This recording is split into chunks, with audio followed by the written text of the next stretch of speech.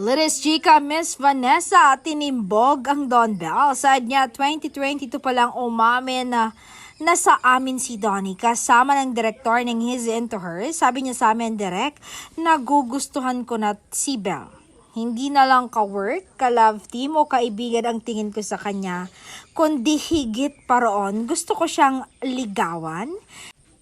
And yung sinabi niya yun sa amin, totoo nga ginawa niya. Pagkatapos kasi ng season 2, Love is Color Rhyme, An Inconvenient Love, out of nowhere, tinawagan niya kami. Sabi niya, Miss Van, kami na po, nakuha ko na po ang matamis niyang oo. Girlfriend ko na po siya.